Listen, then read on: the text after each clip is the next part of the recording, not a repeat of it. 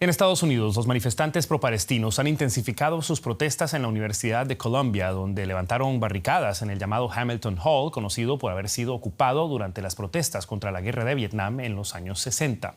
La institución ha empezado a suspender a los estudiantes que se negaron a desmontar un campamento de tiendas de campaña en el campus y a poner fin a su protesta. El jefe de Derechos Humanos de la ONU, Volker Turk, mostró su preocupación por la mano dura de las fuerzas de seguridad estadounidenses en sus intentos de disolver las protestas pro-palestinas en los recintos universitarios. Recordó que, citamos, los ejercicios legítimos de la libertad de expresión no pueden confundirse con la incitación a la violencia y al odio.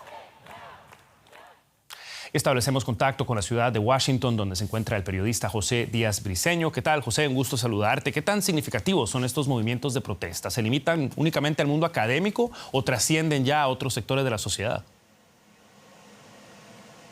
Las protestas en las universidades de Estados Unidos son solo la última de las expresiones de molestia que han provocado en buenos sectores, particularmente del Partido Demócrata, la guerra en Gaza y básicamente el número de personas muertas que han resultado en los ataques de Israel. Hay que citar ejemplos específicos como la renuncia de altos mandos del propio Departamento de Estado que se han hecho públicas desde octubre pasado, incluyendo el director de Asuntos Políticos, denunciando que no podía ser parte de justamente aprobar armamento enviado a Israel bajo la actual política del presidente Biden.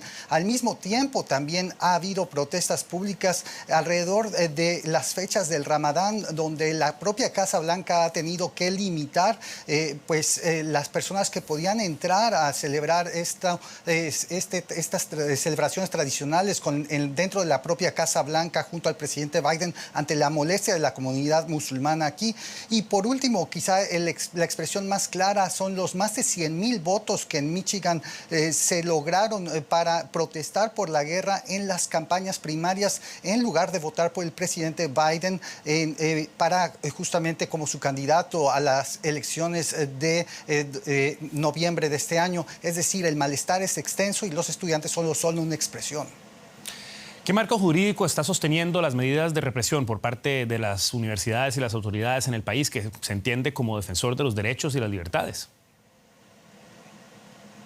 Así es, la primera enmienda de la Constitución estadounidense de 1791 garantiza la libertad de expresión y la libertad de reunión pacífica. Esto obviamente ha sido la principal bandera de las personas que están en las universidades y sin embargo dentro de las universidades aplican distintos marcos jurídicos porque existen universidades privadas como la Universidad de Columbia en Nueva York, pero también hay protestas en universidades públicas. En ambos casos las autoridades de los estados donde se ubican tienen distintas potestades para intervenir o no. Y sin embargo, en específico en Colombia, los arrestos que se registraron el 18 de abril fueron históricos, pues nunca antes, desde la guerra de Vietnam en 1968 específico no se habían ocurrido estos arrestos. En específico, los cargos fueron dos. Por un lado, la entrada ilegal a propiedad privada y también el evitar el gobierno de la universidad. Todo esto es un difícil marco legal porque los propios académicos de la Universidad de Columbia, donde se encuentra uno de los institutos de libertad de expresión más importantes